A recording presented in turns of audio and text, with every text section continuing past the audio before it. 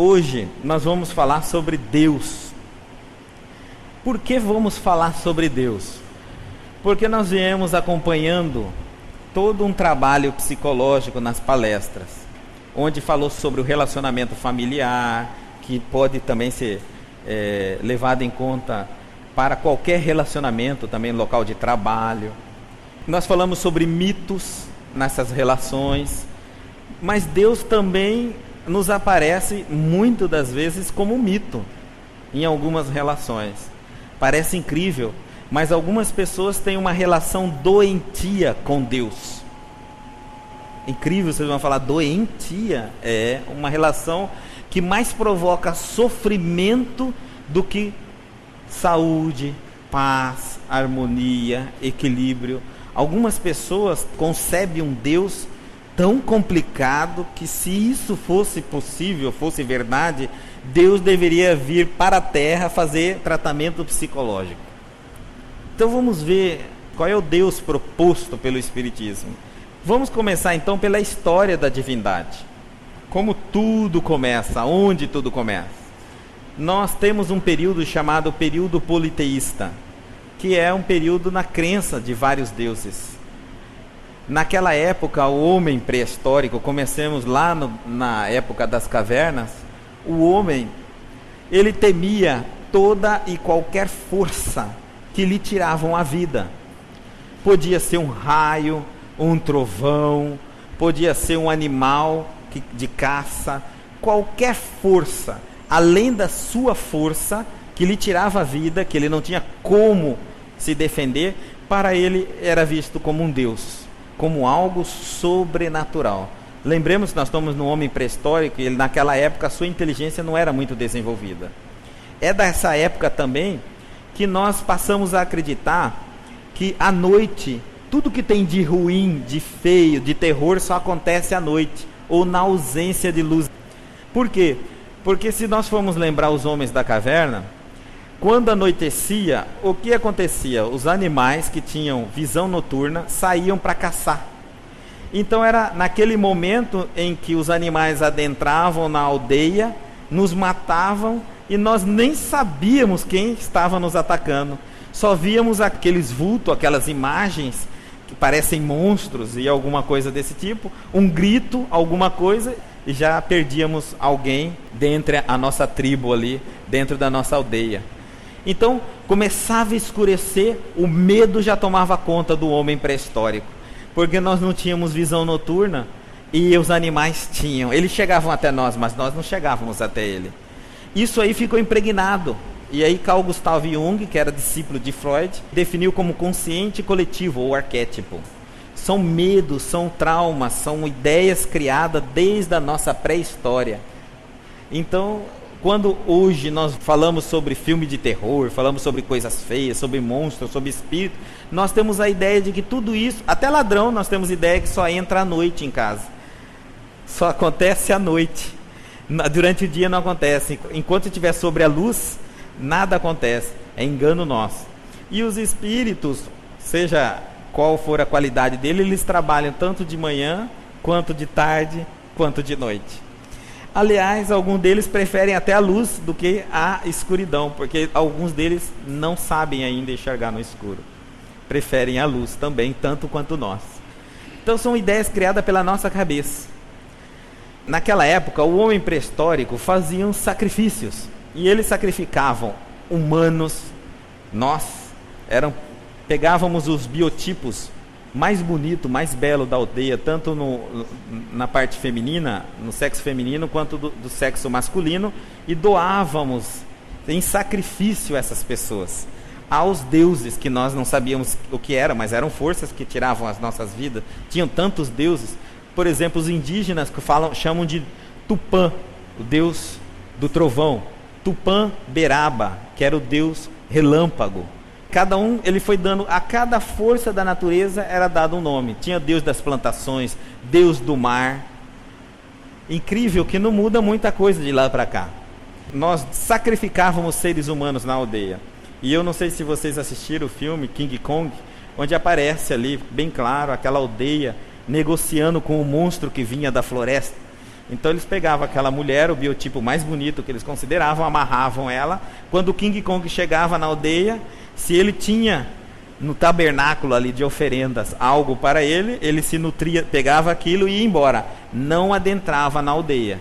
Mas se não tivesse, ele ia caçar dentro da aldeia, ia pegar um deles. Então fazíamos esses sacrifícios constantemente. Até hoje fazemos isso.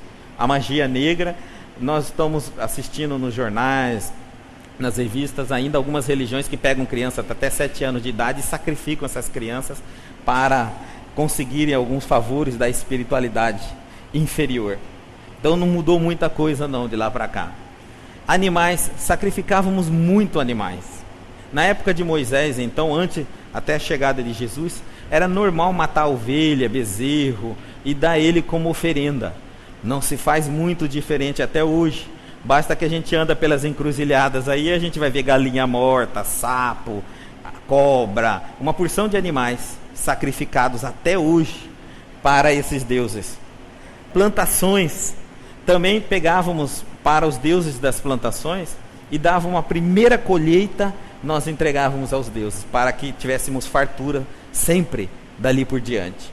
Devido a esse sistema politeísta, que é a crença em vários deuses, cada força nós dávamos a ele um nome e considerávamos como um deus e negociávamos a nossa vida, gerou um sistema de comércio íntimo nosso com Deus.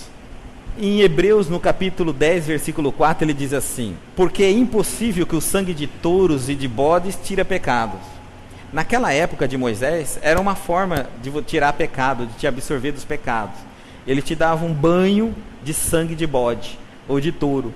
Você sendo lavado pelo sangue, seu pecado é eliminado. Não faz muita diferença de lá para cá. Na quarta-feira de cinza, muitos de nós já não pegamos essa época, porque nós já estamos mais modernos, mas os mais antigos tomaram banho de cinza no corpo todo, para limpar o pecado cometido durante o período da quaresma, do carnaval, da festa da carne, e havia vários rituais para isso.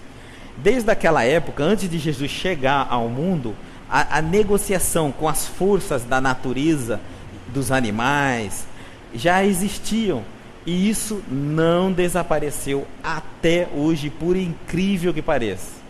Ressurgem constantemente sobre novos nomes, novos pseudônimos, se afiguram sobre novas imagens, mas continua existindo no nosso inconsciente. Por isso projetamos toda hora de uma forma ou de outra. O homem antigo, que é as religiões politeístas, que é a antiga Roma, a antiga Grécia, alguma parte do hinduísmo, da Índia, e entre outras religiões politeístas, que creiam em vários deuses, ainda existem muitas até hoje. Parte dos hindus, da filosofia indiana, ainda é politeísta. Será que nós somos politeístas ou somos monoteístas? Existe um sistema chamado heteroteísta, que é o sistema que crê em um Deus, mas agrada mais de um Deus. Será que nós não estamos nesse hetero? Foi criado por um filósofo alemão esse nome, porque antigamente só existe o monoteísmo e o politeísmo. O politeísmo é a crença em vários deuses e o monoteísmo é a crença em um único Deus. Mas se tem o etéreo, eu creio em um, mas continuo agradando vários deuses abaixo desse Deus. Porque eu acho que é mais fácil eu conseguir favores não mexendo com Deus, mexendo com aqueles que são os seus servidores aqui mais abaixo. É mais fácil de eu negociar. Eu quero, por exemplo, eu quero uma mulher, ela é casada, eu quero ficar com ela, então eu vou lá na Pombagira, não é um Deus que eu considero, vou tentar fazer um comércio com ela. Ela vai me dar aquela mulher, não importa. Porque se eu for por Deus, Ele não vai fazer isso. E também os santos, nós fazemos isso. Eu tenho dívida para pagar, ao invés de eu controlar a minha compulsividade, minha ansiedade, eu vou e faço dívida, e ao invés de eu pedir dinheiro a Deus, eu tenho vergonha, porque Ele diria para mim, vai controlar seus gastos, eu vou numa santa e tento negociar com ela. Nós acreditamos que alguns seres abaixo de Deus podem fazer coisas que Deus não faria. E aí nós entramos num processo de negociação.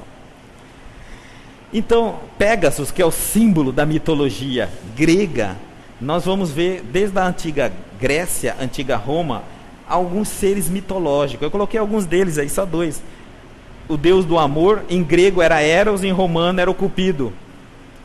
O deus da beleza, em grego era Afrodite, e em romano era Vênus. E tem vários, gente.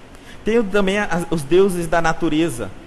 E se nós formos também acompanhar, quem conhece os orixás, vão perceber que também são deuses da natureza, do mar, do vento, da água, da beleza, do amor, que também não deixam de ser outras formas, outras apresentações desses deuses. O que significa o politeísmo? Consiste na crença em mais do que uma divindade, de gênero masculino, feminino ou indefinido, pode não ter sexo, sendo que cada uma é considerada uma entidade individual e independente, com uma personalidade e vontade própria, governando sobre diversas atividades, áreas, objetos. Por isso que eu perguntei, será que nós somos monoteísta ou politeísta? Tem muita gente que carrega objetos aí, achando que aquilo representa a proteção. Instituições, elementos naturais e mesmo relações humanas. Ainda em relação às suas esferas de influência, de notar que nem sempre estas se encontram claramente diferenciadas, podendo naturalmente haver uma sobreposição de funções de várias divindades. Então, às vezes eu peço um favor, a cada hora muda isso. Você vai ver a forma como nós nos relacionamos. Alguns não acreditam no orixá, acreditam nos guias espirituais. Outros não acreditam nem nos guias, nem no orixá, mas acreditam naqueles negócios dos anjos, arcanjos, serafim, não sei o que lá. Cada um tem um nome, não acredita em nada daquilo, acredita nos duendes. Não acredita nos duendes, acredita nas bruxinhas. Não acredita nas bruxas. Tem tanto sistema de crença que é inacreditável. Tem gente que não acredita em nada, mas acredita no sistema de santos, que é outro também, é outro tipo de crenças. Não muito monoteísta, porque é visto como politeísta. O que Deus permite ou deixa de permitir, ninguém pode abaixo dele liberar ou deixar de liberar. Ninguém tem o poder acima de Deus. Ninguém. E aí então, nós passamos pelo período monoteísta, que é a crença em um único Deus. Passado essa história, mas trazida esse arquétipo conosco, nós ainda acreditamos que Deus negocia conosco. Deus quer algo de nós. E eu posso negociar com esse Deus. Uma hora eu estou trocando por um animal, por uma planta, por um objeto, por uma oração, por uma promessa. Mas eu estou sempre negociando com Deus. Por quê? Porque é mais fácil eu negociar com Deus do que me transformar num ser humano divino. Um santo. Me santificar, fazer reforma íntima, deixar de ser maledicente, deixar de ser corrupto, deixar de ser antiético, deixar de ser uma pessoa maldosa, cultivar virtudes ao invés de defeitos. É bem mais fácil eu não falar sobre mim, mas chegar a Deus e perguntar: Deus, o que você quer para você me dar tal coisa? Não vamos discutir se o que eu quero está certo, se o que eu quero está errado. O importante é o que eu quero. Eu quero saber se você pode me dar e quanto custa o que eu quero. É isso que nós queremos fazer com Deus. Por isso que muitos de nós não temos coragem de encarar, de certa forma, Deus. De encarar, que eu digo assim, e chegar até Ele. Pedimos para aqueles que nós consideramos seus subalternos. Por quê? Porque é mais fácil. Se eu chegar e disser que eu quero, por exemplo, uma vez eu dei esse exemplo, eu vou dar novamente, eu quero vender um carro, e o carro está com o motor fundido. Eu sei que para que eu venda esse carro, alguém vai ter prejuízo. Eu vou vendê-lo, mas ele vai ter prejuízo. Se eu fosse pedir a Deus para vender o carro, Deus diria: não faça ao próximo aquilo que não gostaria que você fizesse. Se eu fizesse a Jesus, ele diria: não faz, o que você está fazendo é trapaça. Então eu vou no Exu. Aí o Exu pega e vende meu carro. Cega aquele que compra e ele fica com prejuízo. Vocês estão me entendendo? É mais fácil eu negociar com os seres abaixo de Deus, porque eles não me pedem evolução, ética, moral, respeito, amor próprio, autoestima. Nada disso é negociado. Você quer, eu te dou. Aí depois você acerta com quem? Consigo próprio, com o seu karma, com a sua lei de causa e efeito. E assim nós vivemos e nos acostumamos a isso. Isso está tão enraizado na nossa personalidade, na nossa cultura, na nossa psicologia interna, que nós não conseguimos até hoje entender o Deus de Jesus. Não conseguimos. Muitos de nós negociam com a religião. Alguns de nós estamos aqui porque queremos algo. E não é negócio, e não é comércio. Se eu não tenho o que eu quero, eu não tenho por que estar aqui. Não é verdade? Muitos de nós trazemos desejos, vontades secretas. Ninguém quer ficar sem negociar com Deus. Mas vamos entender então o Deus de Jesus, que é um Deus monoteísta. A história do monoteísmo começa com Moisés. Moisés chega então, porque Moisés veio quase 2000 anos, Elias veio quase 1000 anos depois, antes de Cristo. Então a história começa com Moisés, quando ele pega o povo hebreu, tira ele do Egito, atravessa o Mar Vermelho e coloca ele no deserto, esse povo. Mas como esse povo, que era os hebreus, já havia aprendido muita cultura, e principalmente a cultura equivocada, politeísta, e Moisés tinha que ensinar um sistema monoteísta, ele não poderia pregar um sistema monoteísta num povo que era escravo de um outro povo, egípcios, que era politeísta. O que ele tinha que fazer? Quando eu quero ensinar o bem para uma criança que vive ao lado de má companhia, eu pego essa criança, retiro ela do grupo da má companhia e ensino ela o bem. Depois que ela tiver bem aprendida, eu posso colocá-la de volta à má companhia e ela vai ensinar até os outros. Mas no meio fica difícil. É isso que Moisés queria. Pegar o povo hebreu, tirar ele da escravidão do sistema politeísta, pregar um único Deus e depois então a vida encarregaria do resto. Mas quando Moisés faz isso, o que acontece? Anos e anos o povo hebreu se acostumou a Deus da beleza, Afrodite, a Deus da agricultura, a Deus, um monte de deuses. E Moisés começa a falar pela primeira vez que só existe um Deus. E aí quando ele sobe no Monte Sinai, depois de atravessar o povo pelo Mar Vermelho, ele sobe para buscar os 10 mandamentos com Deus. Quando ele volta, o que é que o povo hebreu havia feito? Um bezerro de ouro. Por quê? Porque Moisés passou 40 dias longe do seu povo. Eles achavam que Moisés não voltaria mais. Construiu um bezerro de ouro, acreditando que aquele Deus do bezerro de ouro levariam ele de volta para a terra do Egito, salvo, já que eles estavam perdidos no deserto. Moisés, percebendo que isso não era possível tirar da cultura, principalmente dos mais velhos, que têm a cabeça mais difícil, o que ele fez? Ele poderia atravessar em 4 anos o deserto. Ele começou a rodar em círculo e levou 40 anos, para que os mais velhos morressem, não sobrevivessem, e a nova geração ele fosse ensinar um novo Deus, um Deus monoteísta. Adiantou muita coisa? Até hoje, vira e mexe, nós estamos andando aí, lê-se carta, lê-se bola de cristal, lê-se o futuro, lê a sorte, tudo isso da mitologia grega. Nós trazemos ainda conosco. Não adiantou, não teve jeito. Nós ainda continuamos a negociar com Deus. É mais fácil negociar com Deus. Mas ele fez a parte dele, pregou o monoteísmo. Só que ele pregou um Deus complicado. Aqueles que conseguiram se libertar do sistema politeísta acreditaram num sistema monoteísta mosaico. E aí surgiu um outro problema. Jesus tinha que vir, entrar na história e dividir a história.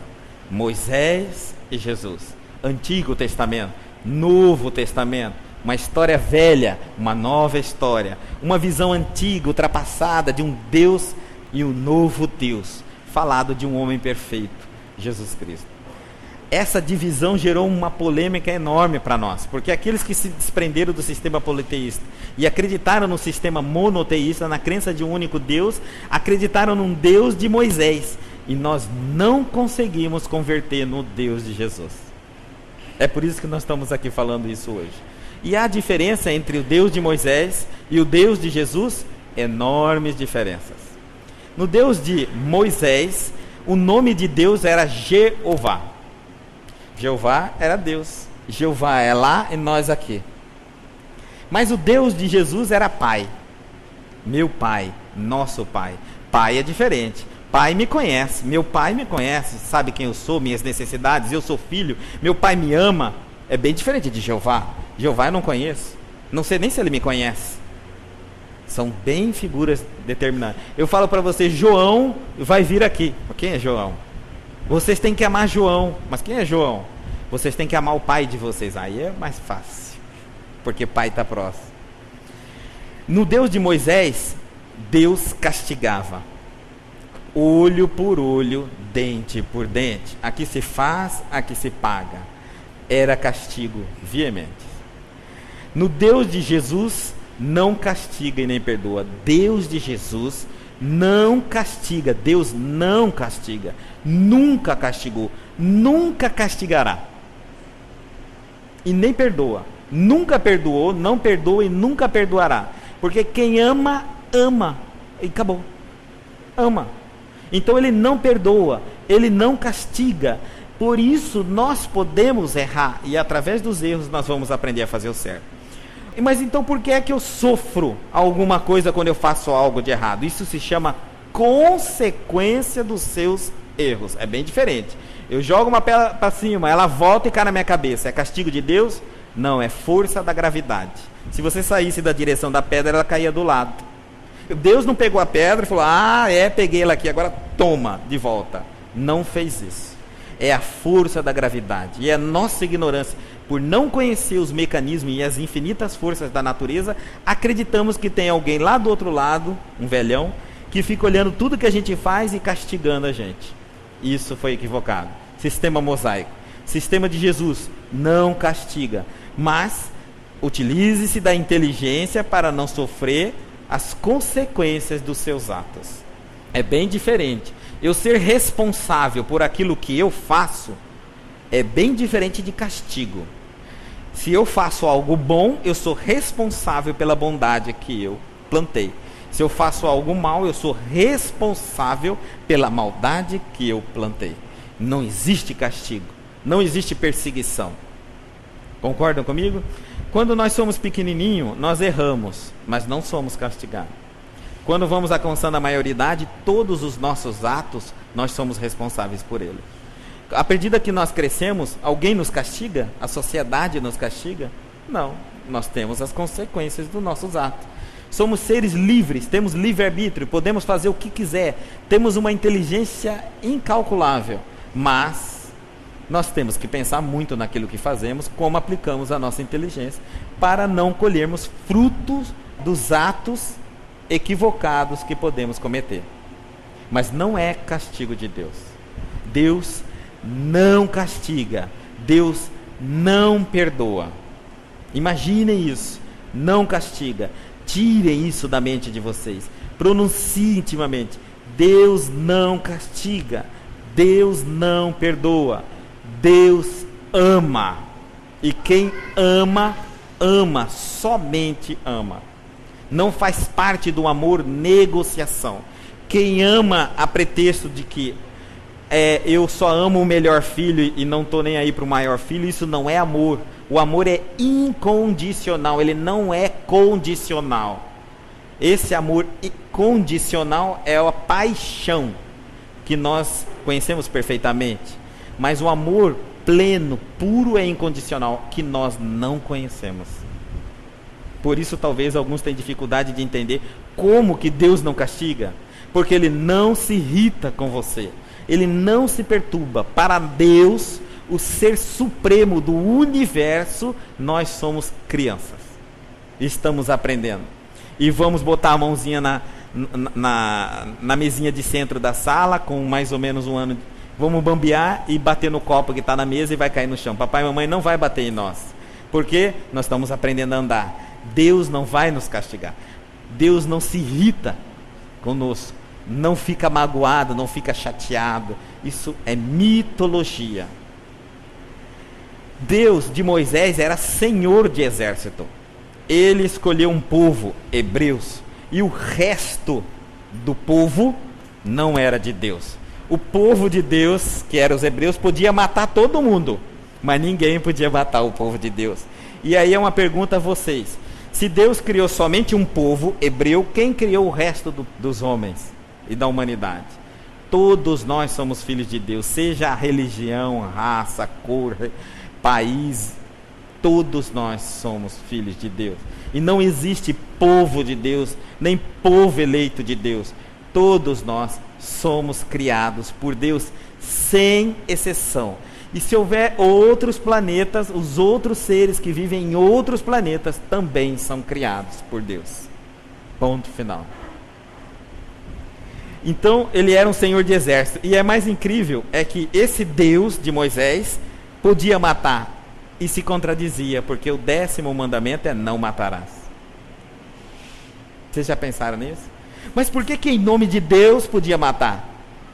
Porque Deus nunca liberou a morte de um dos seus filhos. Ele não deu esse poder a nós de matar ninguém, nem de nos matar, nem suicidar nós temos esse direito. Nem de suicídio nós temos. O Deus de Jesus condena qualquer tipo de violência.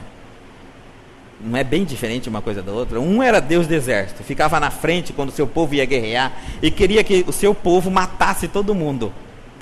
O outro é o Deus de Jesus, que entraria no meio e dizia: ninguém pode derramar o sangue de ninguém. E se lhe desse um tapa, ele dava a outra face para lhe bater. Não era um amor absoluto. No Deus de Moisés, era um Deus machista. E aí vocês podem olhar a história. Quem comete os pecados, os grandes pecados da humanidade? A mulher. Quem é que comeu a maçã e deu a Adão? Quem é que decepou a cabeça de João Batista? Pediu a cabeça de João Batista numa bandeja? Quem é que cortou o cabelo de Sansão para que ele perdesse a força e fosse cortado? Vocês vão ver o acompanhamento da mulher. Quem é que adulterava e era apedrejada? Nunca foi um homem. Então, o Deus de Moisés é um Deus machista, onde a mulher veio parte da costela de Adão. A mulher não foi criada diretamente por Deus, mas foi Deus com parte do homem, do ser supremo. O homem foi criado diretamente de Deus. Deus construiu um barro, o homem de barro, e soprou. E dali em diante, Adão nasceu. Então, Adão, o homem, é o ser puro. Não é assim? Que Deus criou. Mas já a mulher teve que utilizar parte do corpo do homem. É até hoje inexplicável essa história, porque qual é a costela que ele tirou de Adão? E você sabe que até hoje dá problema se você ficar... Algumas mulheres andaram tirando costela para fazer cintura, uma estética, né? E até hoje nós temos problema seríssimo com isso. Naquela época que se fazia trabalho muito braçal, a falta de uma costela era gravíssima, principalmente para o homem que exercia muito trabalho físico. Então, qual será a costela que ele tirou de Adão para fazer a Eva?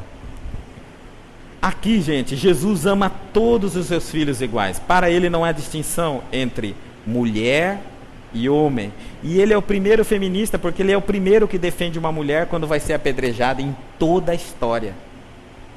Ele não condena uma mulher no adultério. Ele nos ensina a não julgar. Ele mostra para nós que Deus reconhece os seus filhos sendo homem ou sendo mulher. Se vocês repararem na Santa Ceia, aparece alguma mulher na Santa Ceia? Aparece Jesus e 12 homens em volta dele. Vocês já perceberam isso? E quem é que fez o pão que Jesus comeu? E quem é que arrumou a mesa onde os discípulos de Jesus sentou? E quem é que serviu o vinho? As mulheres. Mas as mulheres não faz parte da história, né? Na visão machista de Moisés. Só o homem é o privilégio de toda a história. O Deus de Moisés era humanizado. O que significa? Ele era cheio de defeitos humanos.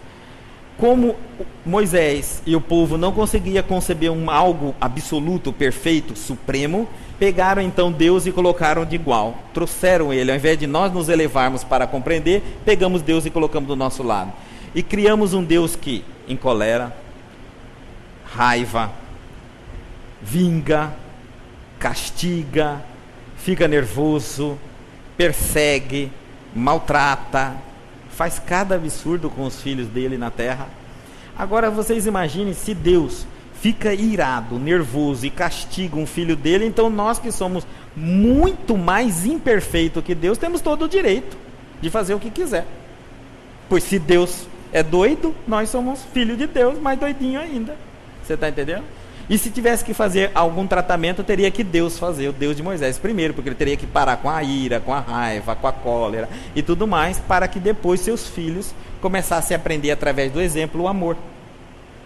Então, Deus de Moisés era um Deus humanizado, cheio de defeitos sérios psicológicos. Basta ler o Antigo Testamento, você vai ver. Já o Deus de Jesus é um Deus divinal, perfeito. Não tem, sabe o que é perfeito? E é isso que nós não conseguimos entender.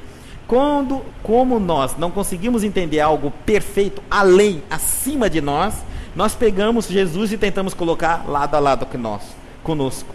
É mais fácil, dói menos a consciência. A consciência nossa nos diz que nós um dia teremos que chegar até Jesus. Mas como a distância é muito longa, é melhor pegar Jesus e colocar do nosso lado e dizer, olha, eu já sou igual. Você está vendo?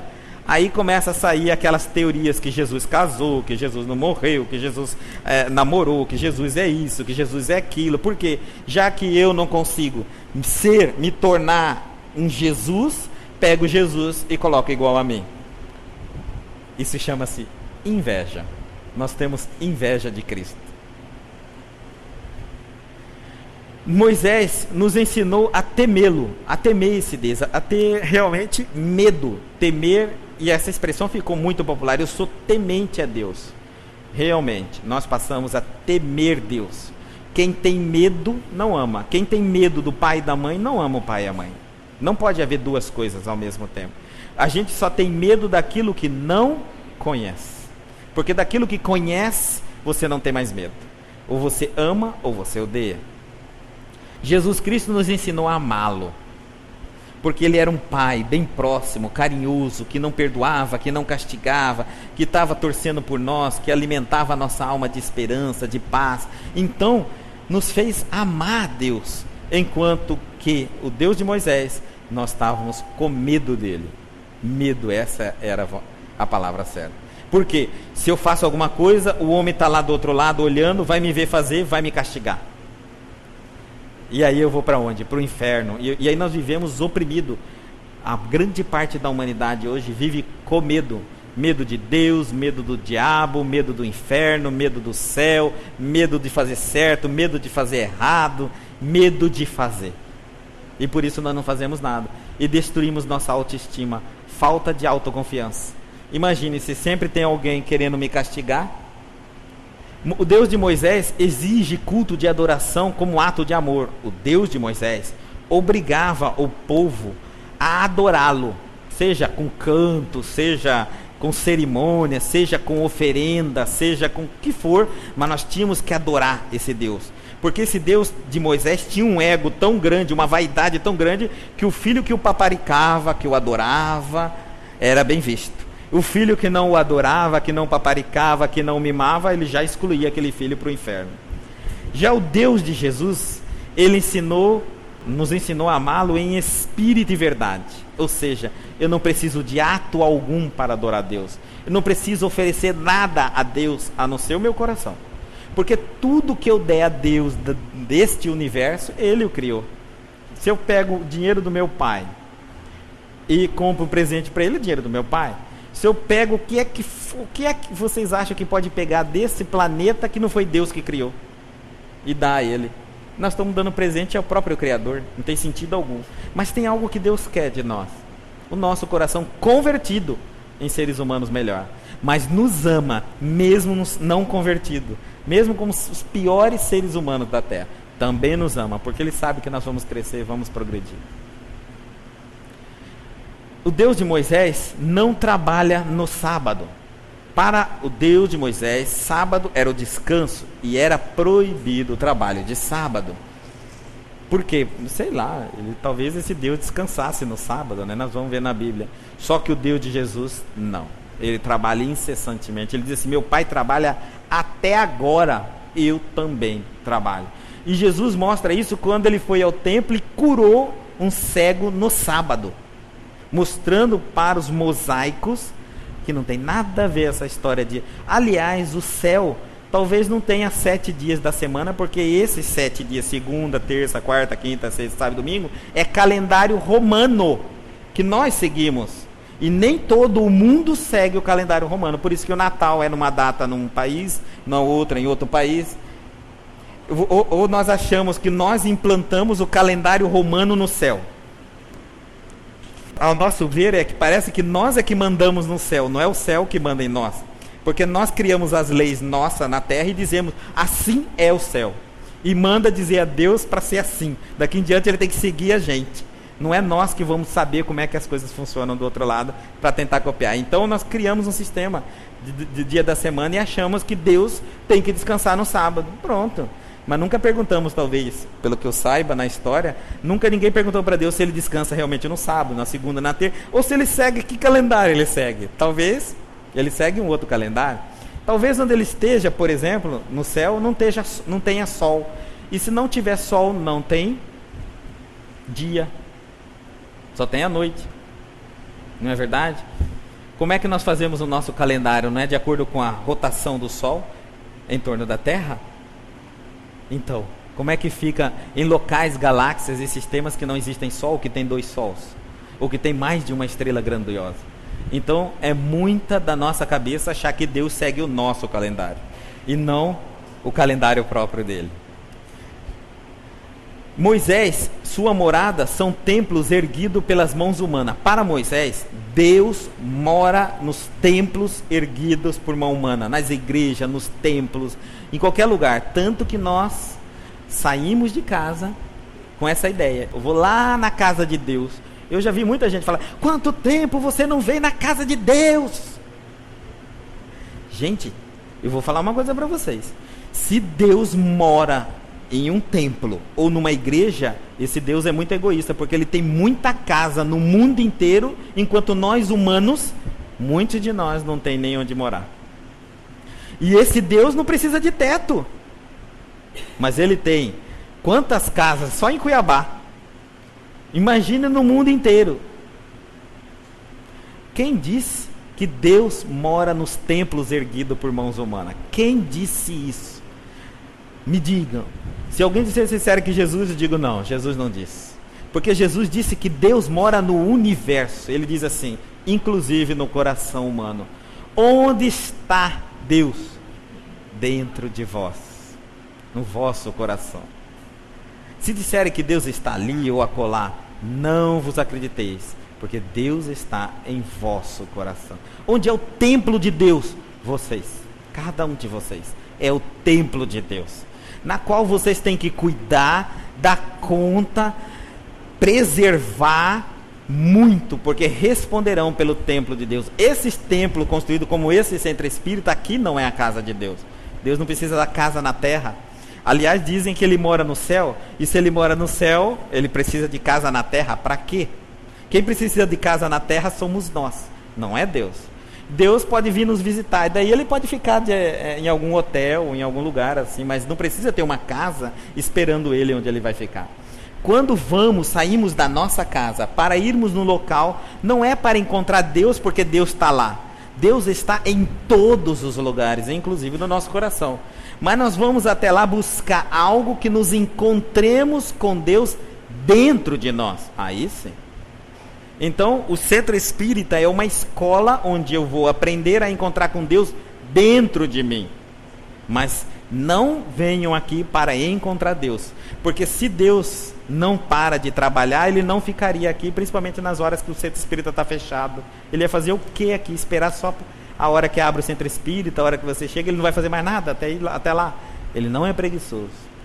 Deus então está onde? Em toda parte, dentro de nós e fora de nós. É uma coisa que nós temos que acostumar, porque esse é o Deus de Jesus.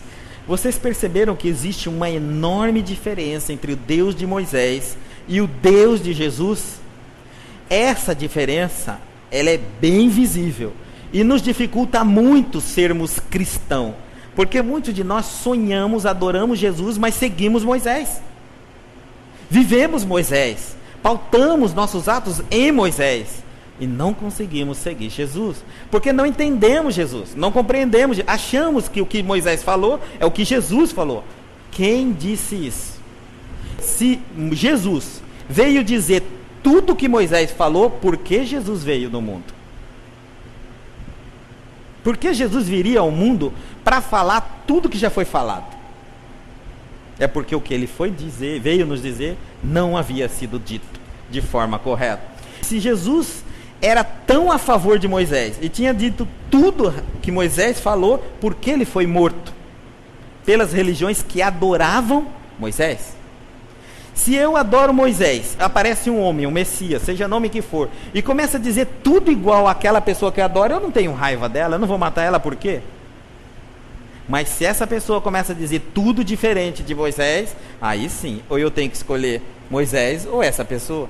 E foi assim que foi. Se Jesus tivesse dito tudo que Moisés nos ensinou, ele não teria morrido. Mas depois que Jesus morreu, alguns começaram a dizer que tudo, e ele morreu porque ele havia ensinado tudo diferente de Moisés. Mas depois que Jesus morreu, alguns espertos começaram a dizer que aquilo que Jesus falou foi tudo que Moisés havia ensinado. Mas ninguém explica então por que Jesus morreu. Aí surgiu uma teoria de que Jesus morreu para nos salvar. Salvar do quê? Mas nós não vamos entrar nesse mérito agora. Allan Kardec revoluciona a teologia, a filosofia e a teosofia, que é a união entre a teologia e a filosofia, porque a teologia e a filosofia surgiram para responder alguns questionamentos nossos. Por que viemos nesse mundo? Da onde viemos? Para onde vamos depois daqui? Por que sofremos? Por que tem doença? Por que tem miséria? Por que o homem sofre nesse mundo? Nós somos fruto do acaso? Ou nós somos fruto de Deus? Quem é Deus? Se é que existe Deus? Essas teorias tentaram e não conseguiram equacionar o sofrimento humano. Aí entrou a teosofia, que foi a união entre a teologia e a filosofia, que tenta explicar uma série de comportamentos, mas não conclui as suas explicações. Kardec pergunta na primeira questão, quando vocês abrem o Livro dos Espíritos, ele tem uma questão. Mas até antes de Kardec fazer essa pergunta, muitos haviam perguntado assim: quem é Deus? Como se Deus fosse alguém. Então eu já estou dizendo, quem é Deus, já estou respondendo. Eu acho que Deus é alguém. Quem é Deus? Outros perguntavam assim: o que é Deus? Como se Deus fosse algo. Então também já estou respondendo, Deus não é ninguém, mas é algo. E Kardec chega e nos faz uma pergunta: que é Deus? Ele quer saber que é Deus. Ele não sabe se é alguém nem se é algo, ele quer respostas para o questionamento. Isso está no Livro dos Espíritos. Você abre na primeira questão do Livro dos Espíritos: que é Deus? Foi o marco de uma era. A primeira vez que alguém questiona Deus, porque quem questionasse Deus naquela época morria ou era excomungado. E ele entra e os Espíritos respondem: Deus é a inteligência suprema, causa primária de todas as coisas. Nunca houve uma resposta assim. Nem Santo Agostinho, nem São Vicente de Paula. Ninguém conseguiu responder com tamanha clareza racional como essa aqui. Deus é inteligência suprema. Nada é mais inteligente que Ele. E a causa primária de toda, ou primeira de todas as coisas. Aí começa um Deus racional. 1857. Um novo Deus surge para a humanidade. Um Deus racional, com a luz da inteligência, da lógica, chamando-nos do livre-arbítrio, exercitar a nossa inteligência. Concluir que é Deus. E aí vem uma série de questionamentos, que quando vocês tiverem tempo, leia o Livro dos Espíritos. Para que pudéssemos entender Deus, é muito difícil. Não seria possível. Quem mais poderia falar de Deus é quem mais está próximo dele. Eu só posso falar daquilo que conheço, daquilo que não conheço eu não posso falar. Então só quem pode falar é Jesus, porque é o que, segundo o que nós conhecemos, o ser que mais se aproximou de Deus. Por isso ele chamava de Pai. O restante nós somos piores que Jesus. Muitos de nós não sabemos nem falar. Realmente, não conhecemos Deus. Mas, perguntando aos espíritos que estão superiores, que estão próximos a Deus, pedimos a ele uma forma de compreender Deus, sem somente essa resposta. A inteligência suprema, a causa primária de todas as coisas. Que ele esmiuçasse mais isso. Então, utilizando a razão e a lógica, os espíritos respondem: Deus é eterno. O que não tem começo, o que não tem fim, eterno. O que não existe antes, não existe depois. Eterno não é imortal. Nós somos imortais. Porque depois que passamos a existir, nunca mais deixaremos de existir. Se você acredita que vai para o céu depois que morrer, alguma coisa sua vai. Se você acredita que vai para o inferno, alguma coisa sua vai para o inferno. Mas você, depois que morrer, não vai deixar de existir. Neste ponto, que existe vida após a morte, todas as religiões são unânimes. Existe vida após a morte. O que as religiões ainda não conseguem se acertarem é quanto o destino dessas vidas. Uns dizem que vão para o céu, outros dizem que vão para o inferno, outros dizem que ficam parados no Éden, aguardando o julgamento de Jesus. Outros dizem que existe o plano espiritual, o mundo dos espíritos, onde os espíritos ficam ali até reencarnarem sucessivamente. Mas existe vida além da morte. Graças a Deus. E Deus é eterno. Deus não tem antes. Aquele questionamento que a gente fazia assim: se Deus criou tudo, quem criou Deus? Ninguém criou Deus. A palavra eterna já responde isso. O que não tem antes e não tem depois. Imortais, o que tem começo, mas não tem fim. Nós somos criaturas, Deus é o Criador absoluto. Quanto à palavra eterna, nós temos uma ideia. Já imaginaram a galáxia, o universo, onde tudo já existe e nada disso foi feito por nós? Se algo que foi feito por nós só está aqui na Terra, mas quantas coisas existem no universo em que nós nem sequer sabemos que existe e que funciona numa perfeição inacreditável, num equilíbrio magnífico? Quantas coisas! E que nós utilizamos da nossa inteligência, da nossa ciência, para correr atrás e tentar entender aquilo que sempre existiu desde o princípio. Deus é imutável, não muda. Vocês já imaginaram isso? Tudo é desde o princípio e sempre será por toda a eternidade. Deus é imutável, Ele não derroga a sua lei, Ele não corrige nada. Tudo está perfeitamente criado. Fantástico. Porque Deus sai do arcabouço de Moisés, daquele projeto detalhado, frio, humanizado, e parte para um supremo, uma inteligência, algo inigualável, talvez que muitos de nós não compreendamos. Mas Ele sai do projeto humano e passa a ser divino, além da nossa capacidade de interpretação. Imutável, nunca muda. As coisas são perfeitas desde o princípio e sempre serão perfeitas. Se algo nos acontece, porque faz parte da lei de Deus, mas tudo no universo muda. Na lei de Deus, essa evolução que sofre, que toda a matéria sofre, está premeditada na lei da imutabilidade. Porque a imutabilidade não apenas diz que nada muda, mas que tudo que muda está perfeitamente previsto para ser mudado. Daí porque não é uma coisa fora de controle, é uma coisa dentro do perfeito controle. Por isso é imutável. Imaterial. Agora entra um processo. Nós imaginamos Deus um homem, não é verdade? Um velho, não é? Com um barbão enorme, uma camisola, cheio de anjinho peladinho, gordinho, fofinho do lado dele, alguns tocando harpa paraguaia. Nós imaginamos assim Deus, um velhão que fica lá em cima da onde? Em que local? E ele fica de olho em tudo que a gente faz. E eu fico pensando, ele não tem mais nada para fazer? E aí, esse homem, esse Deus que é imaterial, olha a palavra, imaterial. Se Deus é imaterial, Ele é homem? Nós somos matéria. É mulher? Matéria. Deus tem sexo? Se Ele tem sexo, Ele é matéria. Deus é imaterial. Agora entra uma coisa mais incrível. Se Deus é imaterial, eu posso ver Deus?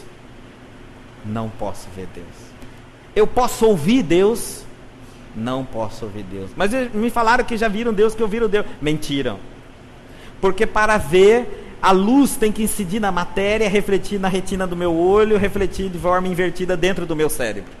É assim que o processo de visão. Deus é imaterial, a luz atravessa Deus.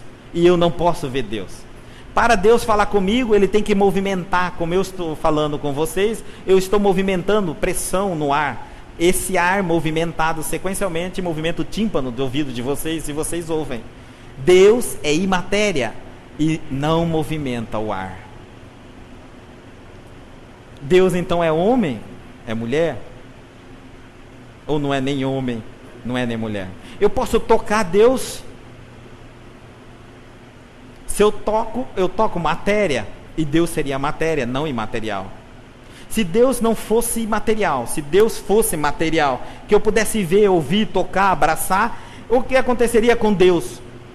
não seria eterno, morreria, porque um dia ele envelheceria, porque toda matéria sofre transformação. Na natureza nada se perde, nada se cria, tudo se transforma. Deus estaria dentro da própria criação dele e envelheceria, seja 1 bilhão de anos, mas ele deixaria um dia de existir. Matéria sofria transformação. Para que ele fosse eterno, ele tinha que assumir o compromisso da imateridade. Ele deixou de ser matéria, agora é perfeitamente. Meu Deus, Guto, então você me diz quem é que era aquele homem que aparecia no Antigo Testamento, falava com Moisés, falava com Salomão, com Davi, com Abraão. Quem era esse homem? Iavé. Mas quem era Iavé? Nós não vamos entrar nesse detalhe hoje. Mas não era Deus. Deus é único. Único. Não existe dois deuses, nem duas forças brigando. Nós imaginamos isso aqui. Falou de Deus, a gente imagina isso. Uma força, um anjo, uma espada, matando o coitado do diabo ali, caído no chão. O outro que está morrendo ali, ó, vocês estão vendo, estão morrendo, né? Aí está do lado da cabeceira está o inferno chamando ele, e do outro lado está os céus, o santo. Os anjos só vivem brigando e lutando com o demônio. Assim que a gente imagina na nossa cabeça mitológica. Anjo tem que ter escudo, arma, lutar com o Gifu. Aí a gente vai no cinema ver Constantine, ver tantos filmes aí que existem, né, em que aparece o anjo Gabriel lutando com o demônio. Gente, anjo é perto de Deus. E tudo que se aproxima de Deus é amor. Se Jesus não revidava um bufetão, como é que anjo está matando outras pessoas assim? É Deus do exército, andando com espada. Para que um anjo carrega uma espada? Se até os direitos humanos estão tentando tirar armamento nosso, o céu, Deus liberou armamento para os anjos. Vocês podem usar os armamentos militares. E pior que todos os armamentos deles são romanos. Observa, pode ver a vestimenta dos anjos, tanto a espada quanto o escudo de guerra, tudo romano. Ele nem se atualiza no figurino. Até hoje nós nos atualizamos no nosso figurino. E nós acreditamos que existem então duas forças: Deus e Lúcifer, o diabo, Satanás, e fica nessa briga aí. Isso não existe.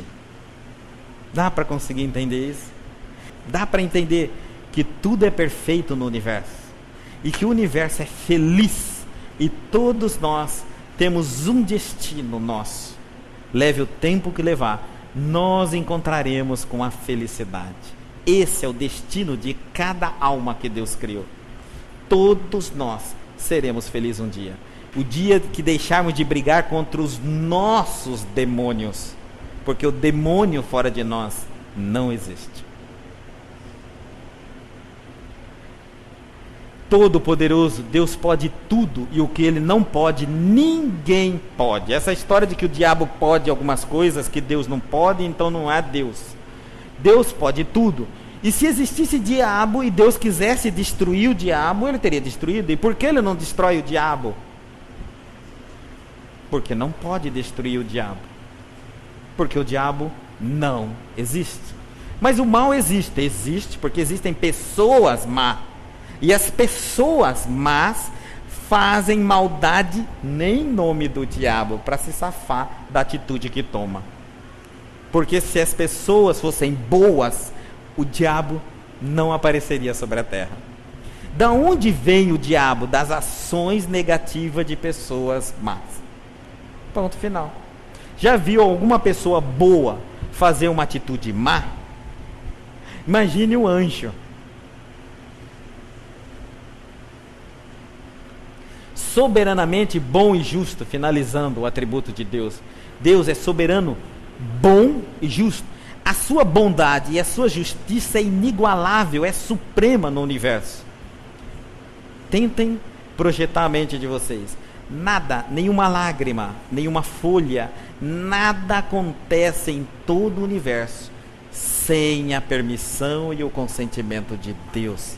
E Deus é a justiça absoluta. Não é a justiça do homem, é a justiça divina. Não é a justiça que eu compro e o que vale é o que eu tenho dentro da minha casa, que se dane a casa dos outros. Não é aquela justiça que eu digo, mata todos os bandidos, os drogados, os traficantes, mas o meu não. O meu deixa quietinho aqui, ele pode fazer tudo o que os outros não podem. Não é essa justiça. É a justiça de Deus, ela é plena, ela é absoluta. Se eu conseguir captar a soberania da bondade e da justiça de Deus, eu saio daqui já bem mais feliz do que quando eu entrei. Porque eu vou ter certeza que Deus está à frente na minha vida, mas não faz nada que eu não tenha que fazer, que eu pessoalmente não tenha que fazer. Essa soberania, essa bondade, essa justiça de Deus me diz assim: faça você mesmo por merecer tudo o que desejas na sua vida. Eu te abençoo e te concedo a sua vontade. Mas isso é justiça, isso é bondade. Se Deus é soberanamente bom, o mal existe? Não, o mal não existe. Meu Deus, Guto, eu já vim aqui nessa terça-feira e já vou sair daqui mais doido do que tudo. Não existe o mal. O mal é a ausência do bem. O mal são coisas que nós criamos, fazemos, porque negamos a bondade. Se nos dedicássemos ao bem, à bondade, não faríamos o mal. E se nós não fizéssemos o mal não existiria. O mal existe em virtude da nossa ignorância. Nós fomos criados simples e ignorantes.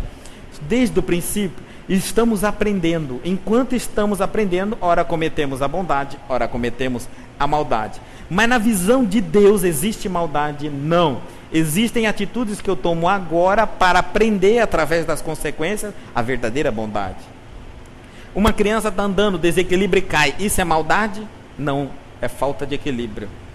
Porque logo ela se equilibra nas pernas e não cai mais.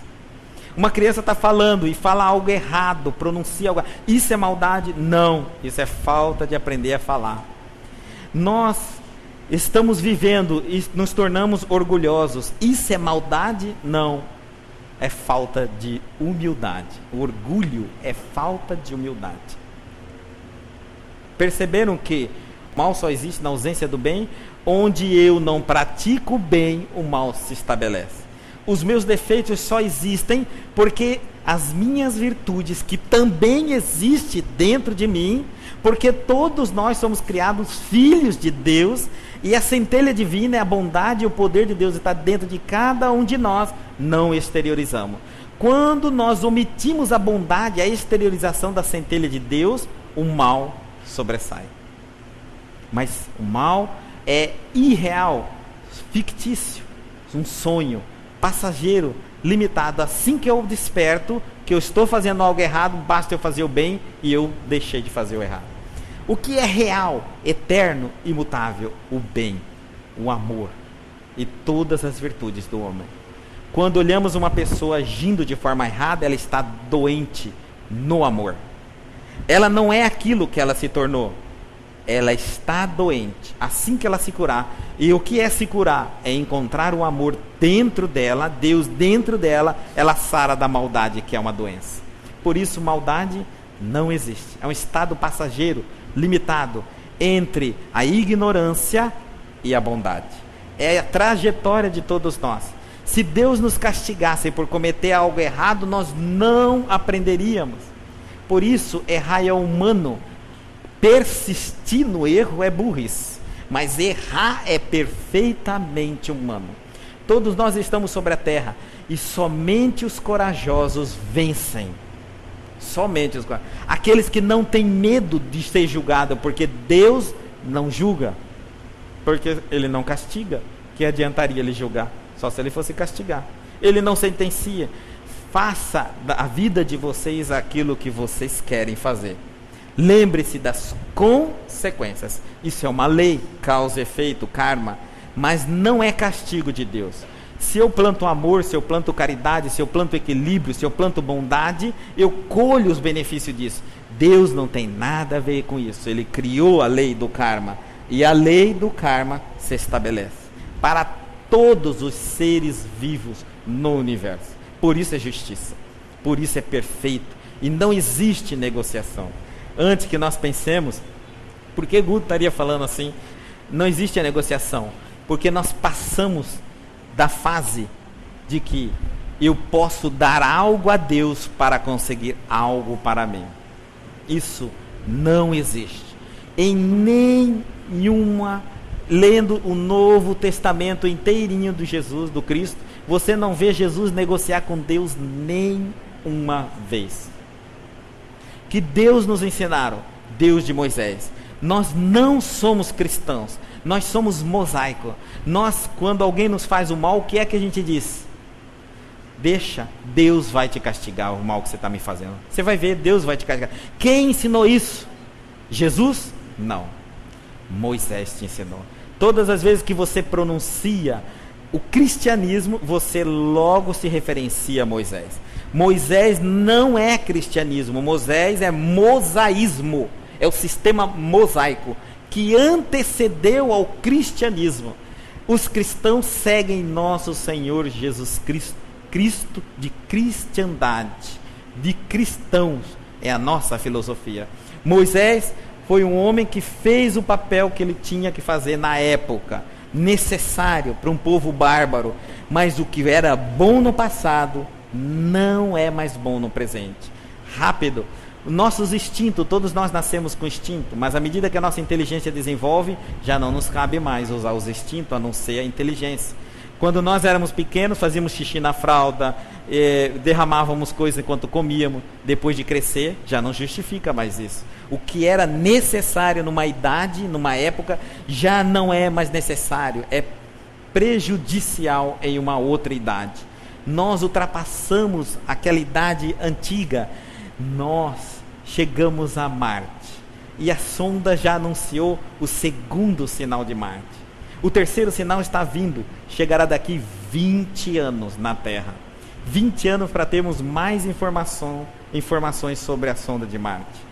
Já anunciamos as trajetórias de Vênus, nós estamos muito longe. Nós temos muita tecnologia, muita ciência, muita modernidade.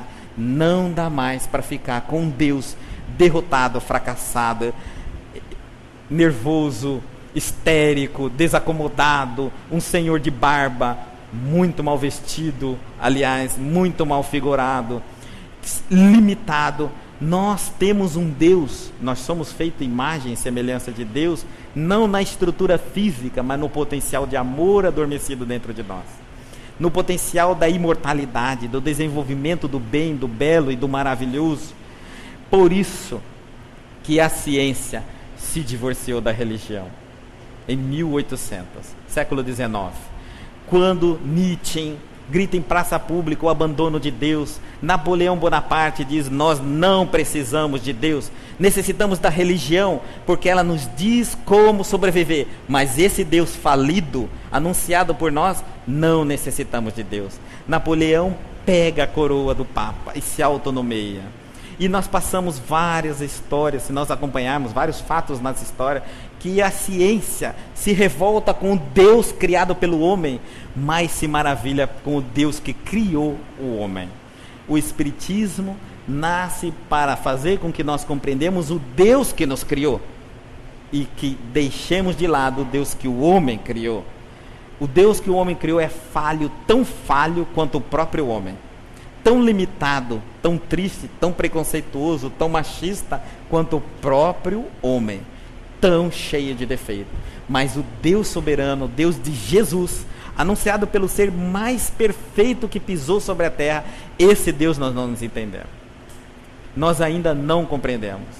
E é um desafio que o Espiritismo nos lança: compreender o Deus de Jesus e abandonar o Deus de Moisés. Nós não somos mosaico. Nós somos cristãos, o nosso mestre é Jesus. Ele disse: eu sou o caminho, a verdade e a vida, e ninguém vai ao Pai senão por mim. Não adianta ir por Moisés, vai ter que voltar a Jesus.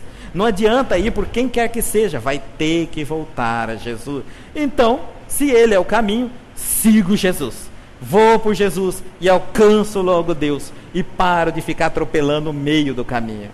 As religiões, a nossa relação com Deus se tornou tão doentia no início desse século que nunca houve tanta química em tratamento. Nunca a visão psicológica, psiquiátrica, neurológica teve que desenvolver tantos aparatos de exames para concluir que o homem não tem doença física. E o homem é doente na alma, porque ele tem uma doença gravíssima. A sua relação com o seu Criador, com Deus, está deturpada, está doente, está acamada. O homem é um ser medroso sobre a terra. Ele pisa com medo do castigo de Deus, da perseguição do diabo, dos espíritos que atormentam, do papai e mamãe também que castiga. Nós vivemos na terra com medo e somos seres tão perfeitos. Viemos na terra para aprender a amar, olhar para o ser humano e enxergar Deus dentro do ser humano. Mas eu jamais vou amar Deus se tentar buscar Deus fora de mim, porque eu busco Deus nos templos religiosos, nas religiões, e esqueço que Deus está dentro de nós. Pascal dizia: Deus está emboscado em vossos corações. Então, nós estamos numa época do século 21. Inauguramos 150 anos da era racional, intelectual, chamada Espiritismo. As vozes do além, porque não são vozes humanas, podem cantar 24 horas. E todos nós podemos ouvir. Talvez verdade que ainda não compreendemos, porque estamos materializados, agarrados num Deus barbudo, que cuida de tudo que a gente faz, muito irritado, muito nervoso conosco, com a humanidade, intensamente em guerra com o tal do diabo, e esquece de vez em quando de nós, de nos fazer alguma bondade. Mas se a nossa razão, a nossa intelectualidade se associar aos nossos sentimentos, a nossa visão se abre. E vamos compreender o Deus de Jesus, o Deus anunciado por todos os espíritos, unanimemente na Pleiade dos espíritos dirigido pelo Espírito Verdade. Deus, a causa primária, a causa suprema, a inteligência suprema, a causa primária de todas as coisas. É esse Deus que nós necessitamos, um Deus que eu não negocio, um Deus que eu me torno pertencente ao seu Filho, cada vez mais fazendo reforma íntima, transformação. Eu vou trabalhando a minha maledicência, meu desfeito, tudo aquilo que eu trago de errado, e vou transformando em virtude. Essa virtude vai me aprimorando como ser espiritual, até que eu encontre com Deus. Jesus não virá dar a mão para nos levar até Deus. Imagine se vai fazer isso. E eu vou assim, desse jeito que nós somos, maledicente, falando mal dos outros, não gostando de um, roubando o outro, fora de ética, fora de moral. Eu vou encontrar com Deus lá em cima. Que Jesus é esse que me levaria? Eu vou com as minhas próprias pernas, quando eu me tornar um santo, um ser perfeito. Quando eu trabalhar a minha maledicência, o meu egoísmo, a minha inveja, a minha maldade, e trabalhando isso, eu vou me aprimorando, até o dia que eu olho e vejo Deus dentro de mim, em cada um de nós. Que nós vamos fechar então nossos olhos, agradecer imensamente a Deus, ao nosso Mestre Jesus, a todos os benfeitores da espiritualidade superior, em especial os nossos anjos guardiões, e a todos os trabalhadores do SESB no plano espiritual, responsável pelo trabalho de terça-feira. Nós agradecemos por essa visão fantástica que é nos concedida há mais de 150 anos, colocando-nos de forma racional o amor. O amor é possível se pensar, o amor é possível se viver, e o futuro é algo maravilhoso para todos nós. A ciência abraçará a religião abraçará a filosofia, a tríplice aliança alcançará, porque todos falarão sobre um único Deus, não um Deus irracional, um Deus ultrapassado, mas um Deus virtuoso divinal, em que todos nós teremos orgulho de dizer: eu sou filho de Deus, porque Deus habita dentro de mim. E quanto mais próximo eu me tornar de Deus, mais bom serei, mais equilibrado me tornarei, mais perfeito eu me realizarei. Muito obrigado, Senhor, por esta visão ter nos alcançado. Ensina-nos com a sua paz, com a sua onipotência, onipresença, onisciência. Ensina-nos a amar-te, amando-nos uns aos outros e a nós mesmos, para que nós demos o grande valor a esse templo que cada um de nós somos de Deus. Deus habita em nossos corações. Que a autoestima, vista na visão psicológica, possa ser realçada neste novo século. Que nós possamos abandonar as farmácias, os calmantes, os antidepressivos, os ansiolíticos, para nos dedicarmos à expressão do desenvolvimento nobre da moral, da ética, dos bons costumes, da beleza, das virtudes, para que nos tornemos cada vez mais felizes diante de toda a sua criação. Um dia já não nos importará estarmos ou não estarmos na terra, termos ou não termos corpo físico, porque aonde estivermos, o céu estará estabelecido dentro de nós.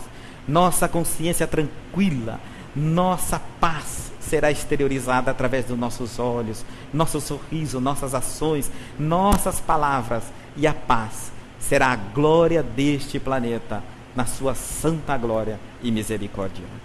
Que seja assim, querido Pai eterno.